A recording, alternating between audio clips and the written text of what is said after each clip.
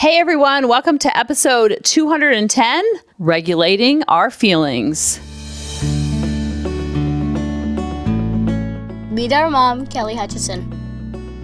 She is a life coach. She is a child counselor. She is a teacher.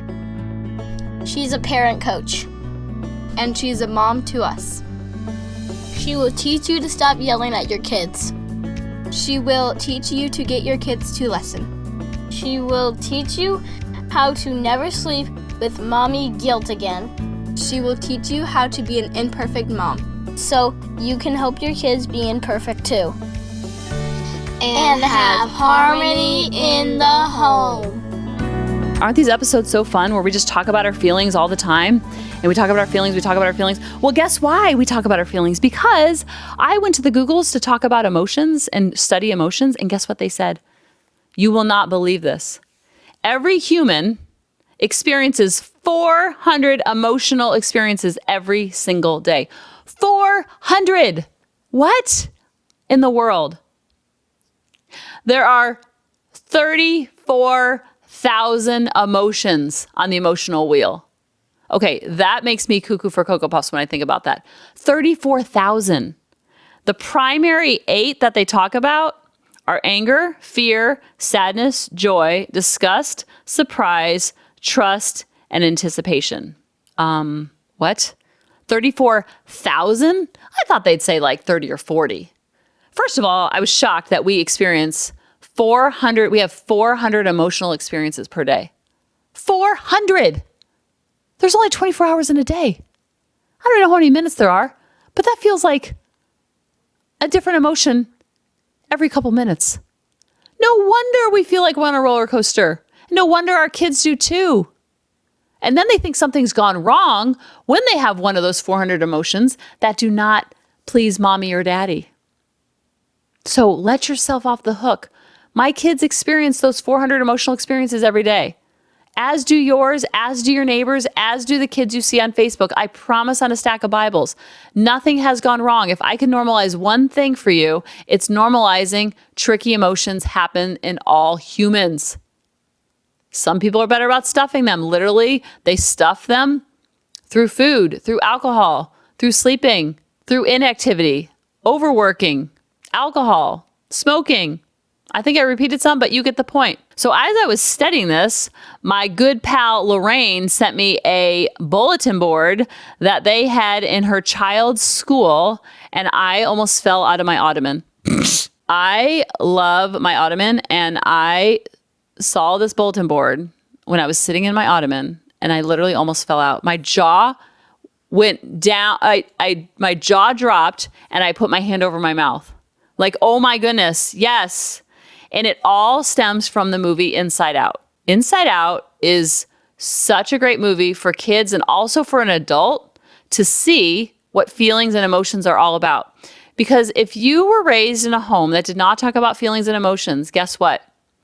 You're like most families that grew up in the 70s, 80s, and 90s. I think it just came onto the brink. I don't know if they were talking about it back then, but it wasn't something that was talked about a lot back in the day. Maybe it was, and I just wasn't part of that conversation, but I am obsessed with teaching parents how to regulate their own emotions so they can help their kids regulate their emotions. So you're like, Kelly, get to the bulletin board. We're not talking about you, girlfriend. So it's a bulletin board and it's titled Feelings Headquarters, okay?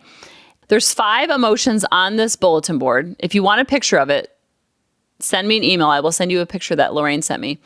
And the first one is fear. The second one is anger. The third one is sadness. The fourth one is disgust. And the fifth one is joy. Because we just accept kids to be joyful all the time. I promise that's not a realistic expectation, and don't set yourself up for failure. And don't expect yourself to feel joy all the time either. So under each emotion, so to speak, it talks about the purpose of that emotion. So underneath fear, it says the purpose is to keep you safe. We always talk if we're in a back alley, we want fear because if a big bear comes out, we want fear to kick in so we know what to do. We don't want to be paralyzed there and be like, oh my goodness, there's a bear. I feel no fear. Emotions are part of the human experience. And then underneath what the purpose is, it normalizes feelings. It says how to deal with fear.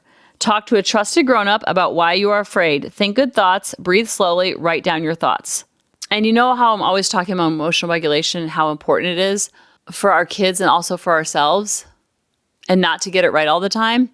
I see this quote on Instagram, of course, and it says, if a child can do advanced math, speak multiple languages, and get top grades in school, but can't manage their emotions, practice conflict resolution, handle stress, none of that other stuff is really going to matter. Add sports to that list. If your kid is amazing at baseball, golf, volleyball, soccer, hockey, lacrosse, cheerleading, dance, baton twirling, bowling, darts, axe throwing, if they're amazing at that, but they can't manage their emotions when things don't go their way, practice conflict resolution with their teammates and coach, handle stress on or off the court or field or gym, none of that other stuff is really going to matter. This is why this should be at the heart of all of our homes and at the center. It should be the heartbeat of our homes, is teaching all of this. And if you weren't taught it, that's okay. You can learn it, I promise. It takes a lot of practice and on-the-job training, but it is so worth it because then you teach it to your kids and they're so much easier to learn these things and they can teach us a lot of things. So giving them strategies to fill up their toolbox. The next one is anger. The purpose is to keep things fair. Sometimes you're playing a board game and someone skips your turn or they say they rolled a 5 and they go 6 spots. That doesn't feel very fair.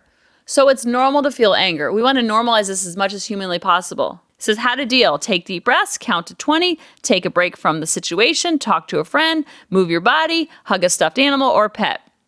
Now, is the child supposed to do all of those things? Absolutely not. But that's why you want to give them a lot of strategies because every child and every human is different. And so one child might want to hug the stuffed animal and use that as a strategy, while the other one might want to listen to meditation music or Christian music or count to 20. So you just teach them a lot of different strategies and then they pull from the ones out of their toolbox that help them. And neither of them are better or worse than the other. The next one, they talk about sadness. The purpose is to signal others when you need help and support. I love crying, and I'm always telling my kids it's okay to cry. Get it out. That's normal. You're not going to raise a crybaby if you encourage your kids to cry when they're on the verge of it. If you're ever on the verge of tears and someone tells you to stop crying, does it work? No, it makes you feel worse. They're not going to cry forever. And a lot of times, the more you allow them to cry, the less they cry. It's so bizarre. How do I know? Because for 5 years, I don't want my kids to ever cry, and they cried more than I've ever experienced in my lifetime. Like, I think the house was flooded many days. How to deal with sadness. Talk to a trusted grown-up or friend. Think about something that makes you happy. Draw or color. Listen to music. Or spend some time outside. Our kids are just feeling stress. And I've never gone one day in my human adult life where I haven't felt stress before. So it's that management of that stress and normalization of that stress that helps them manage it. A lot of times if they think they shouldn't feel the stress, it makes it more stressful. Holding the beach ball underneath the water is more painful than just letting the water take the beach ball and do what it wants with it. And then it's over before it started. Lily, for some reason, does not like that saying. Gray doesn't like the saying, let's not say we did. Like he's like, hey, let's go to Disney World. I'm like, yeah, let's not say we did. He's like, oh my gosh, Mom, that's lying. So funny. That was just a little side note. My ADD's kicking in.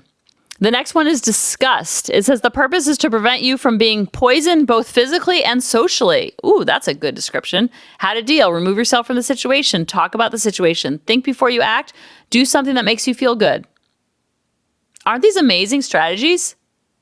And you're teaching a plethora of them so they can pull from them the ones they want. Just like when they're teaching, we're teaching reading. We don't just teach one thing, sound it out. Guess what? You can't sound out the word the. Give them lots of strategies when they're learning how to read, just like you want to, so they know what to do when they get to a word they don't know how to sound out. You teach them a lot of strategies when they get to an emotion they don't know what to do with. The next one we all love, but it's not realistic to feel it all the time, is joy. The purpose is to keep you happy, functioning, and positive. How to deal. Say something nice to a friend. Help someone else. Make a new friend. Keep doing what you're doing that brings you joy. Aren't those good, tangible ways of helping our kids? And then they can decide, oh, wait, I'm feeling this. These are some strategies that can help. And you'll notice that a lot of those strategies, they will work for most of the different emotions. Those were just examples given for sadness or fear or anger, but they can cross-pollinate and work for many different emotions. So the number one way to teach it is to learn it first yourself and model and embody it. You're going to talk about it with your kids during calm waters.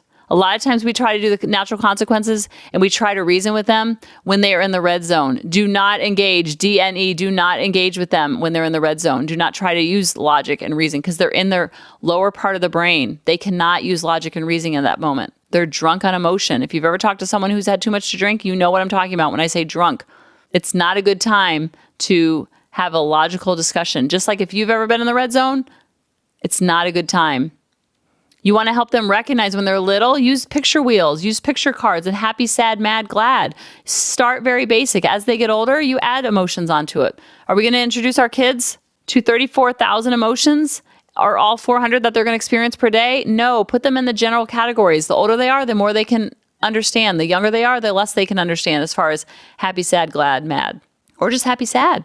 Validate, validate, validate, normalize, normalize, normalize. If I could say that over and over and over, I would, because the more that we can take the stigma out of tricky emotions being bad, the less impact they'll have on the kids. Like, oh, this is part of the human experience. NBD, it's able to let things roll off their shoulders a little bit. Allow them to express while you're teaching them strategies of what to do when they're feeling the tricky emotions. And if you don't know what you do during your tricky emotions, look to see what you do during stress. Out of all those examples that I gave, practice doing those for yourself first so you can teach them to your kids. Because when they have a pack of strategies, they're going to pull from them. And then they're going to also pull different strategies for different settings, whether they're on the court, on the field, at school, at a friend's house, at home, in their room, playing video games, with their dog, with their sibling, with their parent. I could go on and on. They're in so many different settings, so they need a lot of different strategies to practice. And when they have lots of strategies, and you have lots of strategies that you're modeling and embodying, it's a two-way street. It's a mirroring event. It takes the stress out of the home. It does not make it disappear. It just makes it smaller, lighter, and fluffier. And guess what you have? You have more harmony in the home. I love you guys, and I'll talk to you next week. Bye-bye. Thanks, Lorraine. Hey, mamas, thanks for listening. If you had any ahas, clicks, or those lightning bolt moments while listening, you have to check out my free parenting bootcamp, where we take all of this to the next level and we try to create even more awakenings for ourselves so that we can connect more with our kids and never yell at them again. You can sign up at www.coachingkelly.com. And if you really want to fill up my love cup, send me an email of what your aha was, what your click was. What was that lightning bolt moment while you were listening? I want nothing more in life than for you to have harmony in your home and to learn how to be an imperfect mom like me, which allows your kids to be imperfect too, each and every day. Thanks for listening.